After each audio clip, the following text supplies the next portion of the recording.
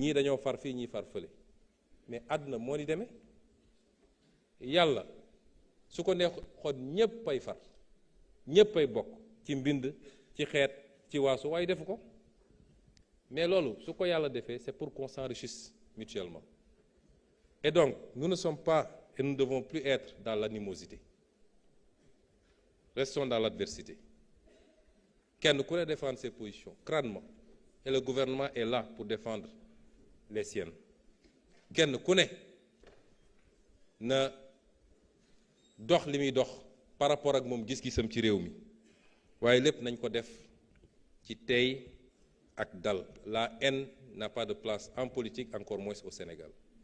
On a trop instrumentalisé la haine ces dernières années. Haine contre des partis politiques, haine contre des acteurs politiques qui n'ont commis aucun crime que devoir dire que d'accord ma bokkuma gis-gis li ñu réew mi baaxul loolu waratul am Sénégal kon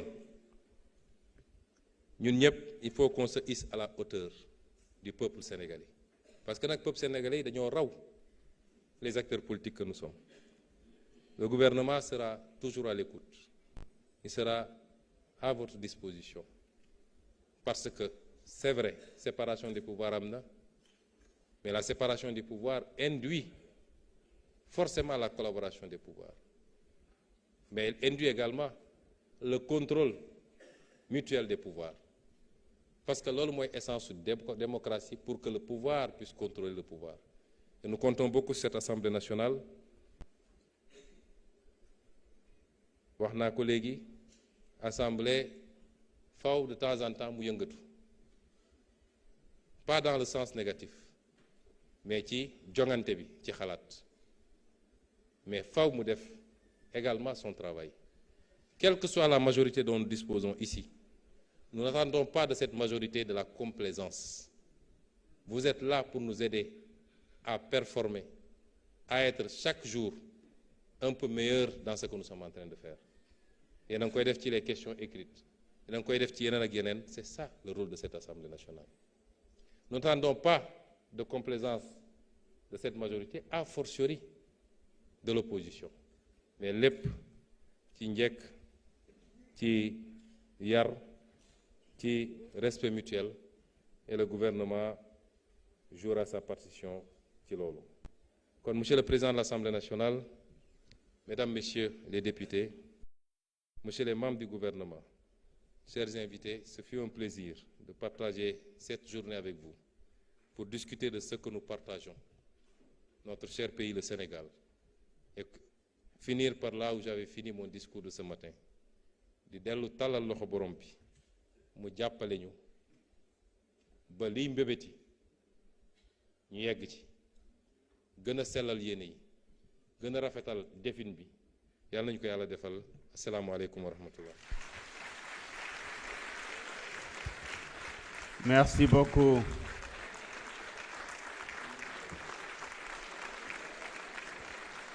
Merci beaucoup, Monsieur le Premier ministre. Merci beaucoup, chers collègues. Monsieur le Premier ministre, Mesdames et Messieurs les membres du gouvernement, Mesdames et Messieurs, mes chers collègues, honorables députés, chers invités à vos rangs, titres, grades et qualités. Monsieur le Premier ministre, la déclaration de politique générale que vous venez de faire devant notre auguste Assemblée, et ce conformément aux dispositions pertinentes de notre charte fondamentale, notamment à son article 55e, a indébutablement dessiné avec clarté et clairvoyance les réformes et les actions nécessaires pour bâtir un Sénégal à la pleine mesure des aspirations profondes et légitimes de ses citoyens. Elle s'inscrit en parfaite harmonie avec les ambitions du référentiel Sénégal 2050. L'Assemblée nationale, temple de la souveraineté du peuple, lieu par excellence du débat démocratique, s'engage pleinement à accompagner la vision de son Excellence, Monsieur Bassirou Diomaye Diakhar Faye, président de la République, pour un Sénégal souverain, juste et prospère.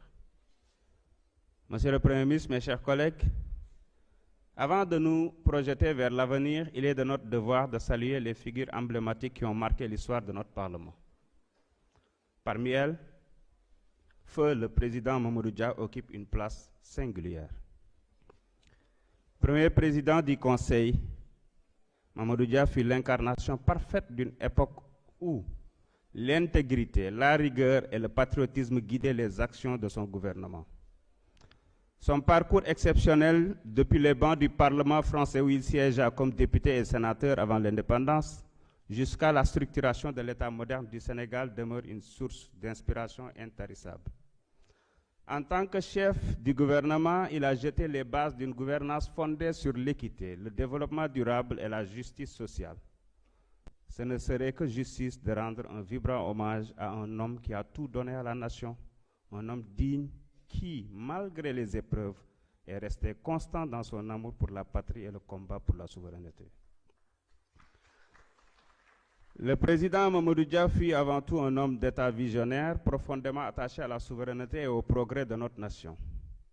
Son sacrifice personnel et politique est un appel à l'unité et à la responsabilité, et aussi un viatique pour notre génération.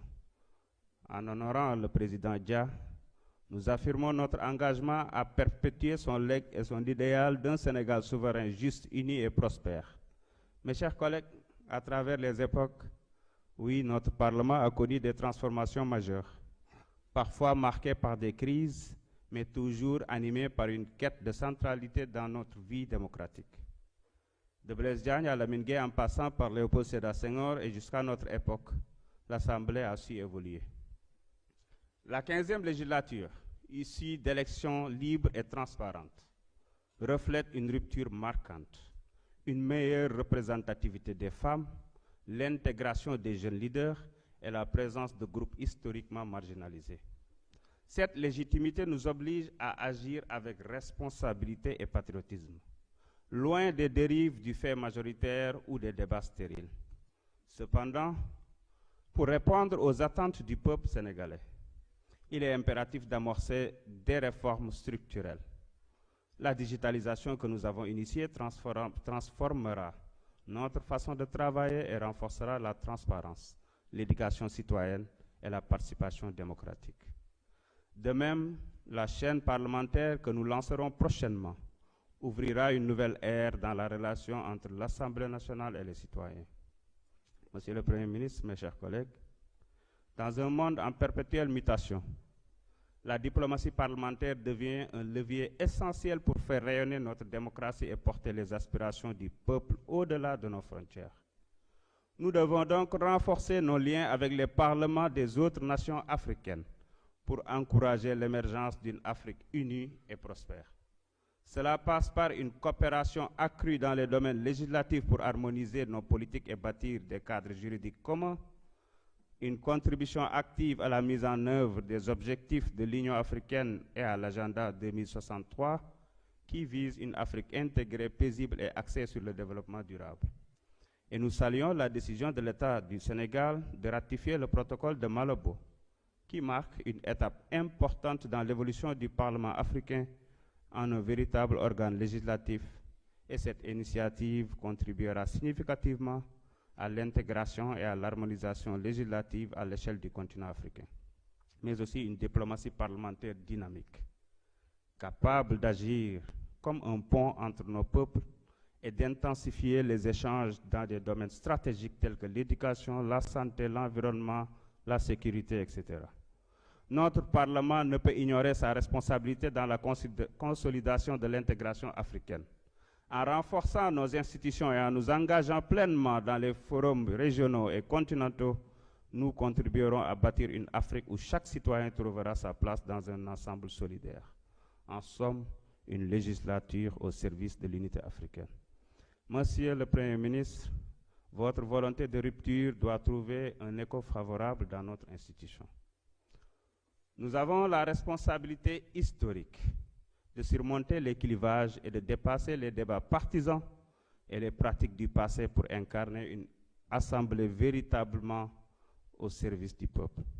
Et dans cette dynamique, nous serons à la fois un partenaire du gouvernement en relayant les doléances des populations et en contribuant activement à l'élaboration de lois pertinentes, une vigie gardienne de l'intérêt général en exerçant pleinement nos prérogatives de contrôle et d'évaluation des politiques publiques. Chaque décision que nous prenons doit refléter les aspirations légitimes de ceux qui nous ont confié leur voix. Nous sommes élus du peuple et c'est au peuple que nous devons rendre fidèlement des comptes. Monsieur le Premier ministre, mes chers collègues, en définitive, par la jonction de nos efforts, gouvernement et parlement, avec les principes du Jubal Jubanti, nous pouvons bâtir un Sénégal souverain, juste et prospère. En nous inspirant des valeurs portées par l'illustre président Mamadou Dia et d'autres grandes figures de notre histoire, tout en œuvrant à l'intégration africaine, nous avons l'opportunité de tracer une trajectoire nouvelle à la hauteur des attentes légitimes du peuple, du vaillant peuple sénégalais et des aspirations de notre continent. Vive la République, vive le Sénégal, que Dieu bénisse notre nation.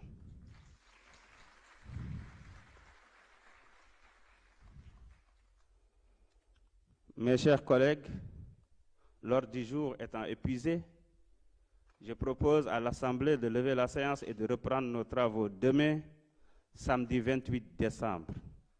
Initialement, on avait retenu à 10 heures, mais on va le faire à 11 heures pour permettre aux uns et aux autres de pouvoir se reposer un peu. Et nous allons passer à l'examen du projet de loi de finances pour l'année 2025, conformément aux dispositions de l'article 86, alinéa 6 de la Constitution. Et à 12 heures, nous allons passer à l'élection des membres de la Haute Cour de justice. Il n'y a pas d'observation, il en est ainsi décidé. La séance est levée.